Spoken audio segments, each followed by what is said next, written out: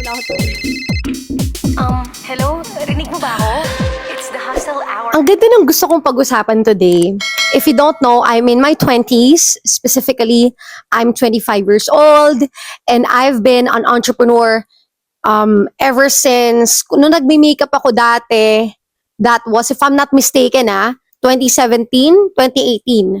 So, ever since during those times, entrepreneur na ako, I've been really meaning to be a person na maging successful sa isang business. But of course, since bata pa lang ako, I have been trying a lot of things before dumating sa time na naging successful ako sa aking business ngayon. Of course, minsan pag iniisip ko na successful nga ba ako? Pero ang dami ko na rin naman na-achieve talaga. Pero as an entrepreneur, it feels like nothing is really quote-unquote successful yet kasi marami pa akong madidiscover, madami pa ako ma-achieve. So parang feeling ko yung achievements as an entrepreneur, it's just never ending. So maybe instead calling it successful, maybe I can call it goals that I had achieved already.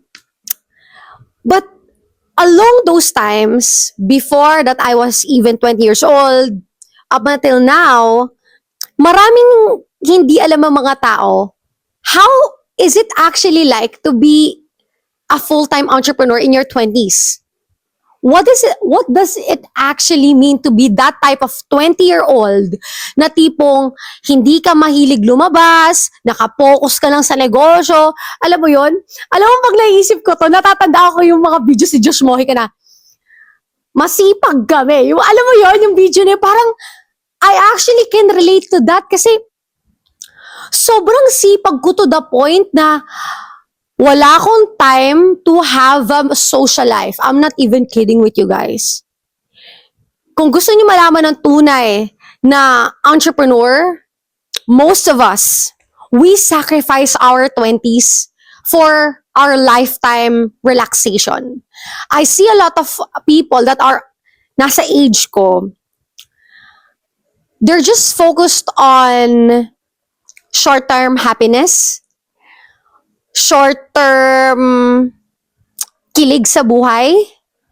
Ang kilig kasi yung feeling na parang, wow, oh my gosh, di ba?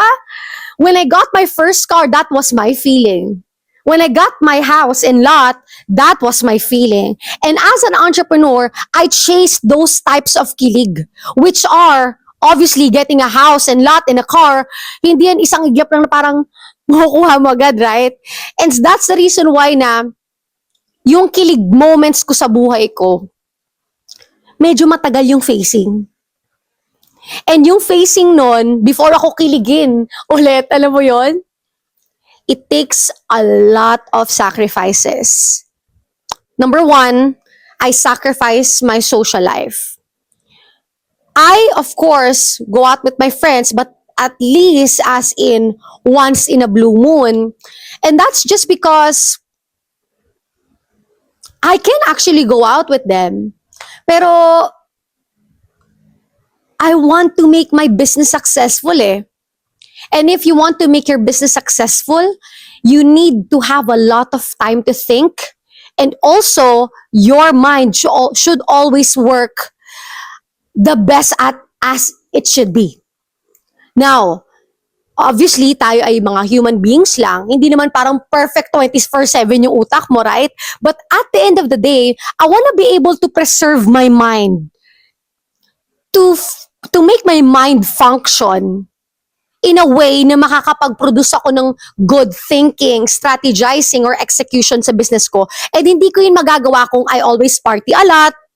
Hindi ko magagawa yun kung sometimes I converse with people and we talk about things that are not necessary or really outside of the box. Like say, for example, sometimes I talk to people and the topics that they're talking about is more of relationships or breakups or negative things. Like say, for example, negative things in life. Ano bang mga example nun?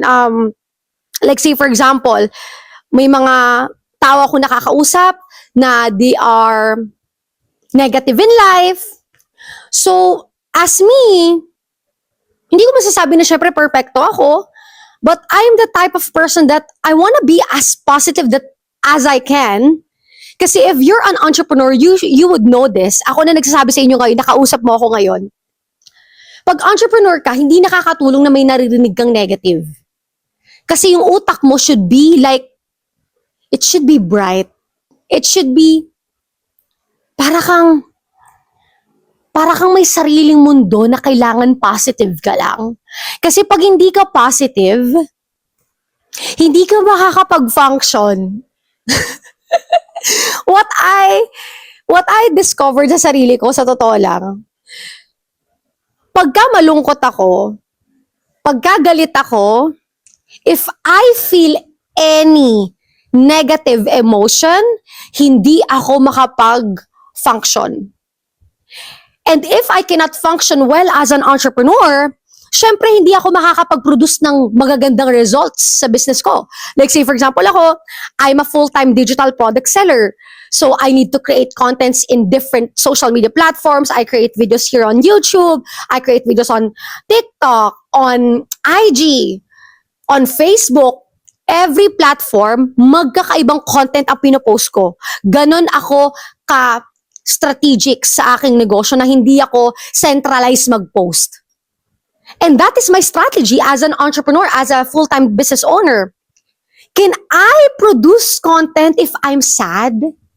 Can I produce content if my mind is full of like negative thoughts? That's the reason why if I'm in a place na say for example, I party, or say for example, if I drink, or if I talk to people na nasa negative mindset, it feels as so, at least for me, nahihirapan ako to function well. Also, alam mo, ang dami ko rin nakitang entrepreneur na parang feeling ko nakaka-relate din dito. Entrepreneurship is so lonely. Lalo na pag nasa 20s ka. Kasi di ba pag nasa 20s ka, you should build your friendships, right? And for me, I'm a dropout in high school kasi nga wala kaming pera, mas lalo nang wala akong kaibigan. Alam mo yun? And then mas lalo na ngayon na wala na rin akong kaibigan kasi nga entrepreneur din ako.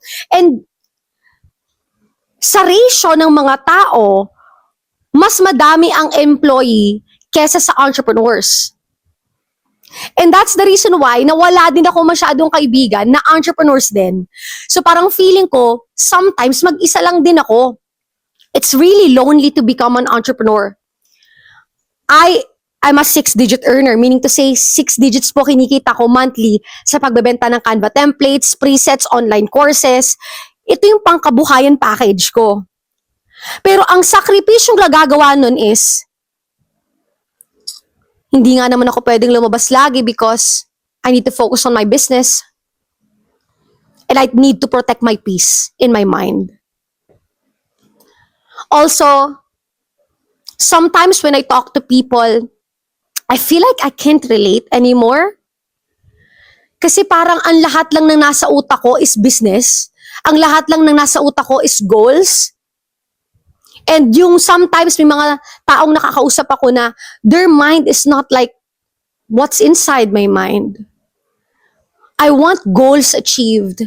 I want businesses achieved. I want beautiful things in life achieved. And I feel like there's just few chances na kung saan may mga namimit akong tao na ganun din yung nasa isip. Kaya, pagka nanonood ako ng mga podcast ng mga entrepreneur, parang feeling ko nakaka-relate ako. Kasi, oo, nararamdaman din kita. Parang feeling ko ang odd ko. Yun yung nararamdaman ko. Eh, dito yung sakripisyo bilang entrepreneur eh. Ito yun eh. That's the reason why when I socialize, I feel as so na parang pinipilit ko lang yung sarili ko kasi parang hindi ako makarelate anymore. Or maybe it's because I'm always focused about business na hindi ko na rin nakikilala yung mga tao na katulad ko. Kasi nakapokus na ako sa negosyo eh.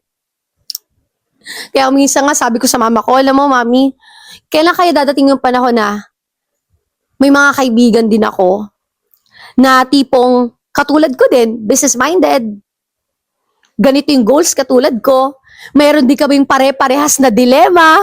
Example, ako as an entrepreneur, minsan naisip ko, ano kayang video ma-post today? Ay, may naisip akong business idea. Parang wala akong ma-share ng ganun.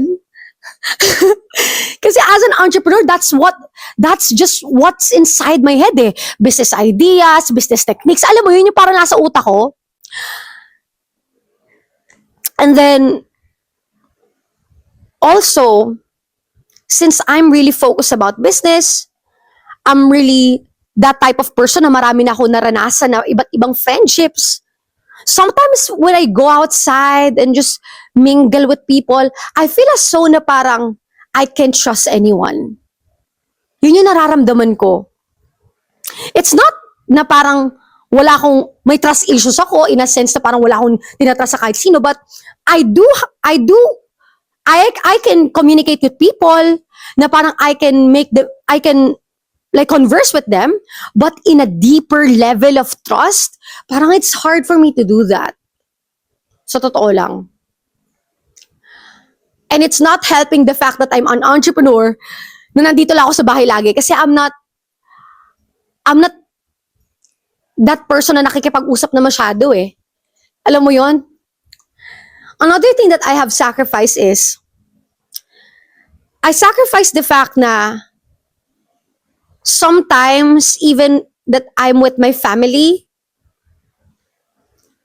I find myself that just busy about business. Oo, hawak ko ang oras ko kasi nga entrepreneur ako. Pero it's a different ball game when you want to make a business successful. We're talking about millions. I already earned my million in my digital product selling business. Kung isipin nyo na maayos, sa tingin nyo ba ang isang business na kumita ng milyon ay parang chill lang? Alam mo ako na magsasabi sa'yo, hindi siya chill. It's hardcore. Yes, we go in vacations, me and my family, because we can do it anytime. As in, minsan out of the blue, Tuesday, any day of the week, we can just go out of town. Alam mo yun, kasi kaya na eh, because of the business. But what is the sacrifice of it? Even that I'm out with my family, I have a lot of my students messaging me. Like literally, ako kasi is coach din ako. I teach my students. I have a lot of students na tinuturuan na ng Canva business. Kumikita na rin sila ng 6 digits. And of course, before my students become 6 digits, madaming coaching yan. Marami silang tanong. Another thing, ang dami nag-i-inquire sa akin araw-araw. Siyempre, magsasend ako ng mga voice note, kakausapin ko sa kanila pag may tanong sila, kailangan sagutin ko para ma-close ko sila as a sale. All these things. Another thing is, pagka nasa outdoors ako, I need to continuously post contents. Baka nakikita nyo, grabe si Miss Pen, ang mga content sa TikTok mayat-maya, semi-viral. Pati sa IG, minsan sunod-sunod na 10,000 views. Alam nyo guys, it takes time, effort, strategy, na tipong kahit nasa labas ako, scroll ako ng scroll, hindi lang dahil nagdo-doom scrolling ako kundi nagsuscroll ako for trends. Nagsuscroll ako ng trending na sound. Nagsuscroll ako ng mga funny memes na mai-incorporate ko sa videos ko. Ganon din sa TikTok. Nagsuscroll din ako ng mga bagong technique sa Canva, bagong technique sa AI. Every single day, I'm always researching. And that is the key for you to build a successful business. It's non-stop. And it even means for me na even na nagta-travel kami, is I'm always on my phone. I know the day will come na hindi na ganito. Kasi I started my business na Canva business way back 2023. It's still in the newbie stage eh. Sabi nga ng mga billionaires is, ang isang negosyo na, nasa first year, second year, third year, nasa newbies ka pa rin na stage. And that's the reason why na sobrang hardcore ko pa rin sa negosyo. I know, God willing, dadating din sa panahon na may mga employees na rin ako. Kasi ngayon, wala pa akong employee. As in lahat. Isipin nyo na lang to TikTok strategy ay iba sa TikTok video editing. Instagram strategy ay iba sa TikTok content. Ang Instagram strategy ay iba sa Instagram content creation. Iba rin sa Instagram story creation. Iba sa Instagram live. There's such a lot of things. There's so many things that goes to being a full-time entrepreneur and specifically a full-time digital product seller. Alam niyo ba sa mga businesses, guys? Alam mo, binabayaran iba't ibang tao per department. May ibang tao sa TikTok strategy, may iba pang tao na taga-content sa TikTok. May iba pang tao na taga-content sa IG, may social media manager sa IG, mayroon pang graphic designer sa IG. Isipin mo ako yun lahat. Ako yun lahat. That's the reason why na the sacrifice that I have to become a successful digital product seller, it means to also sacrifice my time. But, ito yung pinapaniwalaan ko. Oo, ngayon, I sacrifice my time. Oo, ngayon, I have seldom time to really have fun for myself. But, after few years, ako naman yung relax lang. Baka isipin mo, bakit naman na-relax ka na? Dahil, I'm sure God willing during those times, sa sobrang pagpapagod ko ngayon, dadating sa panahon na may mga employee na ako, meron na akong mga assistant, at nag-grow ko na yung business ko to the point na kaya niya nang mag-relax ako. Ultimately, di ba? So ultimately, is it actually sacrifice? Or is it a thing that you should actually do as an essential for your business? If you really want to become an entrepreneur na successful, na kahit hindi ka nasa 20s mo, it means to sacrifice your social life, your time. Also, you need to sacrifice what you actually want to do in life. Alam mo, every now and then, ito yung something na sa feeling ko lang, it just not really make me cry, but it makes me feel emotional, but not cry. I hope you get what I mean. I dream to be a singer. That's my dream. I dream na one day, bata pa lang ako actually, I grew up listening to Justin Bieber, Selena Gomez, Demi Lovato, yan yung mga idol stars ko noon. And nung bata ako, gusto ko talaga maging pop star. Pero, tinan mo naman ang tadhana. Isa akong digital product seller na sobrang layo sa dream ko nung bata ako. Pero alam mo, yun yung dream ko. Dati, nung nagbi-BPO pa lang ako, gumagawa-gawa ako ng kanta. Kasi yun yung dream ko eh. Alam mo yun? Pero ngayon, meron na akong pera para mag-produce ng kanta. May pera na ako gumawa ng music video.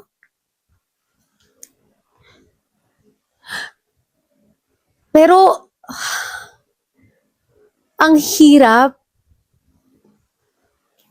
Ang hirap kasi, di na ako pabata. Alam mo yun? 25 na ako. And I have priorities now. Even talking about it, it really makes me feel emotional in a sense na this is actually what I wanna do. To sing, to write songs, to perform. Pero dahil I need to go on with my life. I think hindi ko pa na-share sa inyo na ang dami kong ino-auditionan, Starhan, Tawag ng Tanghalan, Pilipinas Got Talent, nag-Miss World ako na audition. Ang dami ko nang sinasalihan, nagpapa-VTR ako sa commercial. Wala talagang gustong tumanggap sa akin. And that is actually my dream. Pero syempre, naisip ko noong time na yon na talagang dami ko nang sinalihan, hindi rin pala ako mapapakain ng passion ko lang, no? Hindi rin pala ako mapapakain ng dream ko lang. Kaya sabi ko, magkatrabaho ako, magnenegosyo ako, at dadating sa panahon na kaya ko nang ma-pursue yung passion ko.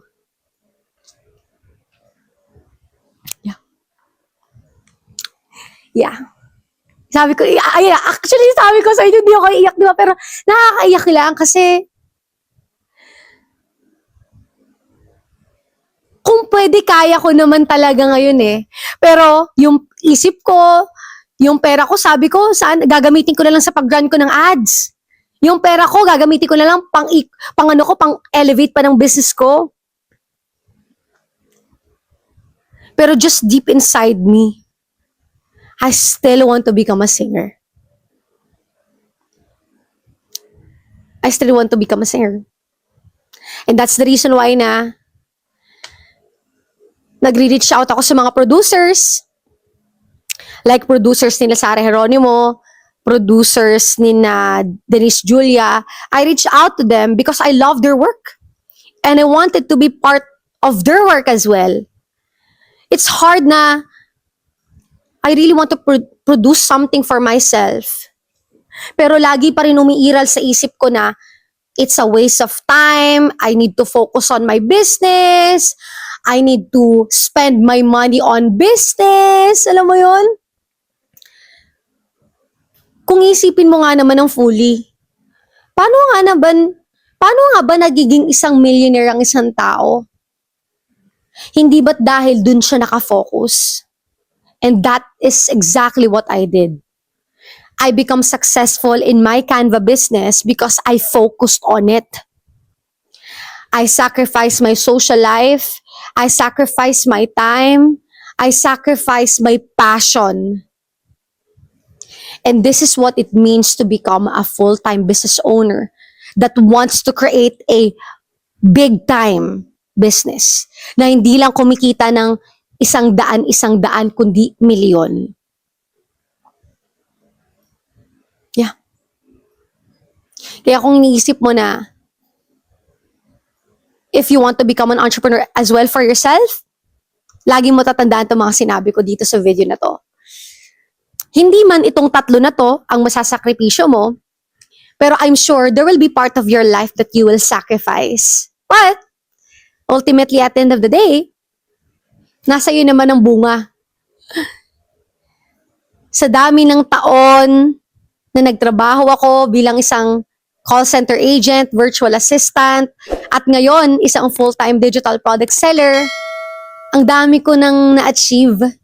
And hindi mangyayari yon kung hindi ako nagkaroon ng leap of faith na mag-sacrifice. Sacrifice is a big word eh. Not everyone is open to sacrifice because if you're sacrificing something to do a thing that you wanna do, sobra kang desidido pa ganun. Alam mo yun, sobra kang lakas ng loob mo, ganun. Eh, hindi lahat ng tao ay may lakas na loob katulad ko. Kaya sometimes, there's a lot of things that I wanna do, pero because I have this discipline in myself to have sacrifices, to have a successful business, ito yung mga nagagawa ko. Kaya, Ultimately, as a full-time business owner in my 20s, siguro ang big lesson na natutunan ko is you're not gonna have it all in life. You're just not gonna have it all. Yes, I do have money. I have a 6-figure monthly income business. But I don't have a lot of friends. I can pursue my passion now to be a singer.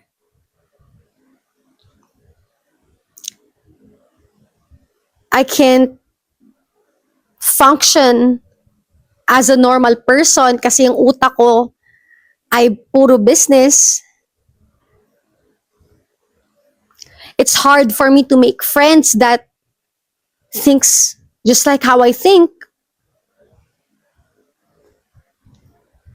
Whenever I'm outside, I just want to eat peacefully, but I can't because this is what I signed up for, to become a successful business owner. Kaya makikita niyo yung mga multimillionaire, mga billionaire, they have sacrificed their life too. Marami din sila panahon na hindi nagawa yung mga gusto nila. Marami din silang panahon na kakainin na lang nila, ilalagay pa sa negosyo, parang ako. May mga gusto kong bilhin, kaya kong bilhin. Gusto kong bilhin, kaya ko. Pero hindi ko binibili. Kasi nandun yung discipline ko that I want to become a successful entrepreneur. And being a successful entrepreneur, you need massive discipline. Na hindi porket may pera kang malaki ay wawaldasin mo lang ng ganun-ganun. Alam mo yon? I have a car. I actually want to buy an SUV. I can buy it tomorrow.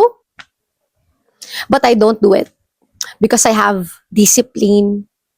I have sacrifices na kahit kaya kong bumili ng another car ulit is maybe yung car ko ngayon na sedan ay okay na for now.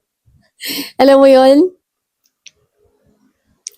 If you're even thinking to become an entrepreneur, kailangan mo ng lakas na loob to have sacrifices, to have discipline.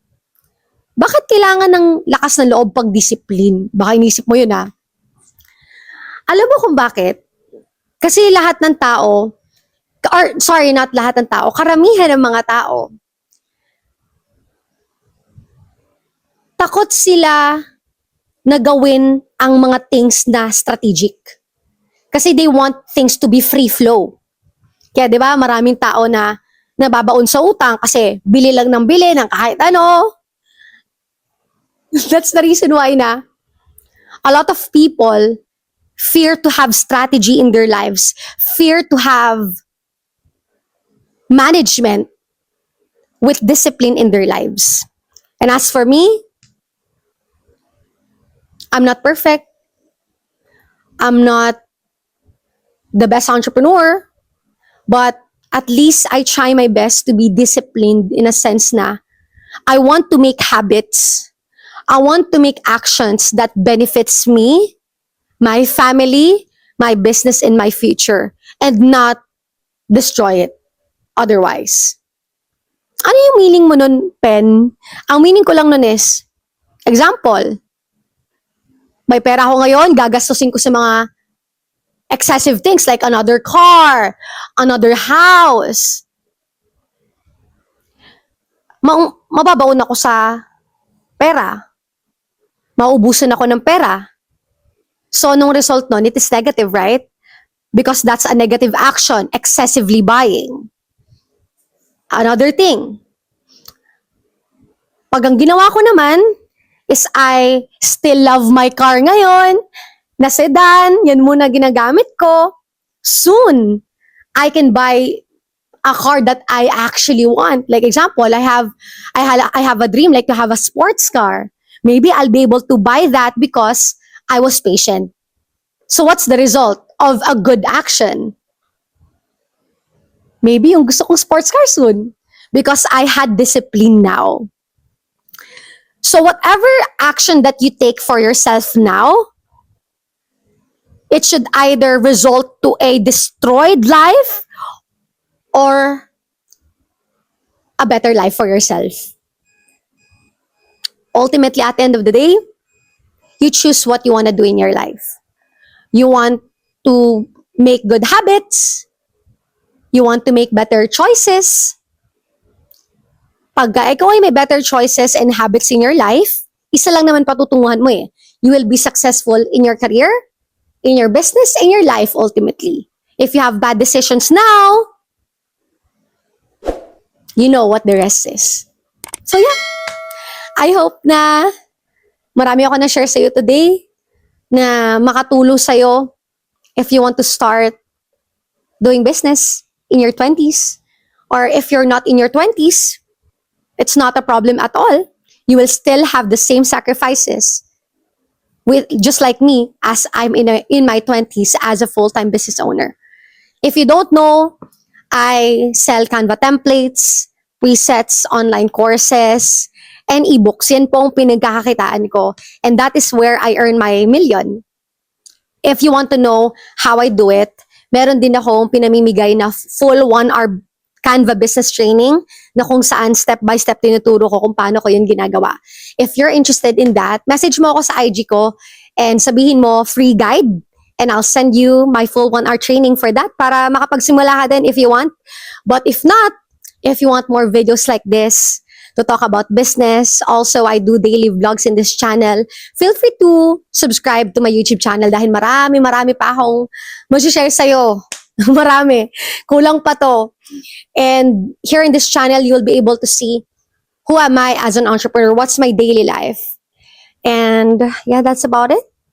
Thank you for listening to me and see you sa kasunod. Hello? Rinig mo ba ako? It's the hustle hour.